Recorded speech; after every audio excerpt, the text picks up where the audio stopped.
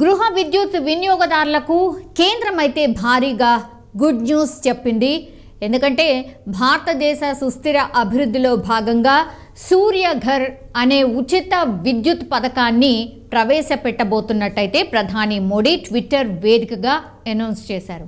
75,000 కోట్లతో కోటి మంది గృహ విద్యుత్ వినియోగదారులకు 300 యూనిట్లు ఉచిత కరెంట్ను ప్రతి నెల అందించేందుకైతే ఈ స్కీమ్ లక్ష్యమని ఆయన స్పష్టం చేసిన పరిస్థితి కనిపిస్తోంది. మనందరికీ తెలుసు, కాంగ్రెస్ సర్కార్ కూడా 200 యూనిట్ల విద్యుత్ని ఉచితంగా ఇవ్వడానికి ప్రామిస్ చేసింది. ఈ రోజేమో కేంద్ర సర్కార్ ఒక గుడ్ న్యూస్ చెప్పింది. 75,000 కోట్లతో అయితే కోటి మంది గృహ విద్యుత్ వినియోగదారులకు 300 యూనిట్లు ఉచిత కరెంట్ను ప్రతి నెల అందించే స్కీమ్ని లాంచ్ చేశారు. సో కాంగ్రెస్ పార్టీ ఇప్పటికే మన రాష్ట్రంలో 6 గ్యారంటీల్లో భాగంగా 200 యూనిట్ల ఫ్రీ కరెంట్ పథకాన్ని ప్రవేశపెట్టబోతోంది. అండ్ పార్లమెంట్ ఎన్నికలు సమీపిస్తున్నాయి కాబట్టి కాంగ్రెస్ పార్టీకి షాక్ ఇచ్చేలా అయితే ప్రధాని మోడీ తాజాగా ఈ పథకాన్ని ప్రవేశపెట్టడం ఒక సెన్సేషనల్గా మారిపోయిన పరిస్థితి. ఎందుకంటే దేశంలో కోటి కుటుంబాలకు 300 యూనిట్ల వరకు ఉచిత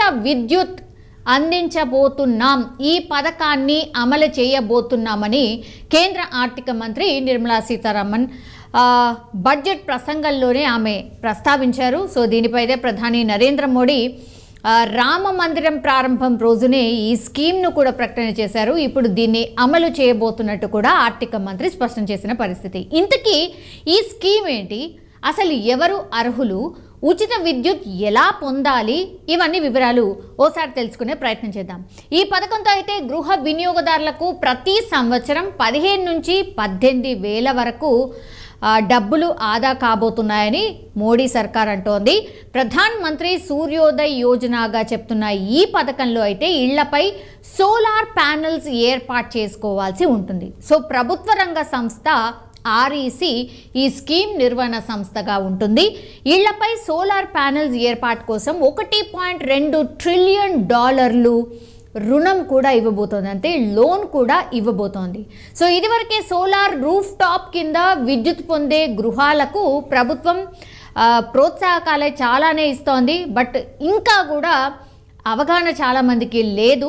నిజంగానే ఈ వైపు అసలు అడుగులు వేసిన పరిస్థితి కూడా చాలామందికి ఎట్లా ఏంటి అనేది కూడా ఇప్పటికీ కూడా తెలీదు. పథకాలు నిజం చెప్పాలంటే కేంద్ర సర్కార్ చాలా పథకాలే ఉంటాయి, బట్ వాటికి సంబంధించి అసలు అర్హులు ఎవరు ఏంటి అనేది చాలామందికి మోస్ట్ ఆఫ్ ది పీపుల్కి అసలు తెలియదు. సో ఇంటి పైకప్పు మీద సోలార్ ప్లేట్లు అమర్చుకునేందుకైతే అయ్యే ఖర్చులో సబ్సిడీ ఇవ్వబోతోంది కేంద్ర సర్కార్. ప్రతి ఇంటికి కూడా సోలార్ ఇన్స్టలేషన్ లక్ష్యంగా పెట్టుకుంది కేంద్రం. అండ్ ఇందులో భాగంగానే ఇప్పుడు కోటి ఇళ్లకు 300 యూనిట్లు ఫ్రీ విద్యుత్ ప్రకటించేసింది. గ్రామీణ ప్రాంతాల్లో తక్కువ మరియు మధ్య ఆదాయ కుటుంబాల ఇండ్లపై సోలార్ ప్యానెళ్లు ఏర్పాటు చేసి విద్యుత్ అందించడం ఈ పథకం యొక్క లక్ష్యం. అండ్ వినియోగం తర్వాత మిగిలిన విద్యుత్ని కూడా ఆయా కుటుంబాలు డిస్కంలకు కూడా అమ్ముకోవచ్చు. సో మీ ఇంటి పైన ఏవైతే సోలార్ ప్యానెల్స్ పెడతారో మీ అవసరానికి మీరు వాడుకుంటూ ఎక్సెస్గా ఏదైతే మిగిలిపోతుందో దాన్ని పూర్తిగా విద్యుత్ సంస్థలకు కూడా అమ్ముకునే వెసులుబాటును కూడా కల్పించింది. దానికి పే కూడా చేయబోతున్నారు. సో ఈ స్కీమ్ ద్వారా లబ్ధిదారులు ఎవరైతే ఉంటారో వాళ్ళు ఇండ్లపై లేదా వాళ్లకు చెందినటువంటి ఎనీ ప్రాపర్టీ, అంటే ప్లెయిన్ ల్యాండ్ కావచ్చు, ఎక్కడైనా సరే మీకు ఎక్కడ అవసరమో మీరు ఎక్కడైతే పెట్టుకోవాలనుకుంటున్నారో అక్కడ సోలార్ ప్యానెళ్లు ఏర్పాటు చేసుకోవాల్సి ఉంటుంది. అండ్ దీనికి అయ్యే ఖర్చులో ప్రభుత్వం అంటే కేంద్ర సర్కార్ 40% సబ్సిడీ అందించబోతోంది.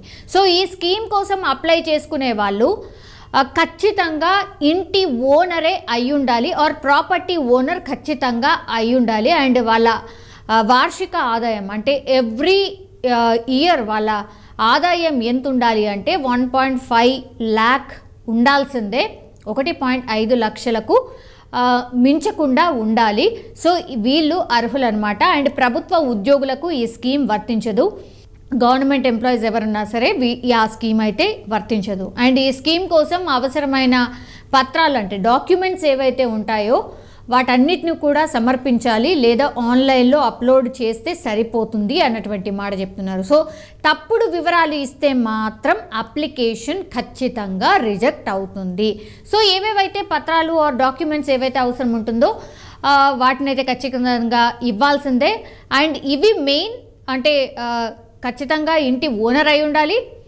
అండ్ డెఫినెట్లీ వాళ్ళ ఆదాయం 1.5 లక్షలకు మించకూడదు. అంటే బీపీఎల్ కుటుంబాలే ఖచ్చితంగా ఉండాలి. అంటే ఆర్థిక పరిస్థితి అంటే చాలా లో అంటే రేషన్ కార్డ్ హోల్డర్స్ అనుకోవచ్చు, బీపీఎల్ కుటుంబాలు ఏవైతే ఉంటాయో వాళ్లకు ఇది వర్తిస్తుంది అని అనుకోవచ్చు. అండ్ ఖచ్చితంగా గవర్నమెంట్ ఎంప్లాయీ కూడా కాకూడదు. ఇవి 3 నిబంధనలు అయితే ఖచ్చితంగా అమలు చేయబోతున్నారు. సో ఎవరికైతే 300 యూనిట్ల ఫ్రీ విద్యుత్ కేంద్ర సర్కార్ ఏదైతే అందిస్తుందో వాటికి సంబంధించి మీకు కావాలనుకుంటే మాత్రం ఇవన్నీ కూడా నోట్ చేసుకోవాల్సి ఉంటుంది అండ్ అప్లికేషన్ కూడా చేసుకోవాల్సి ఉంటుంది.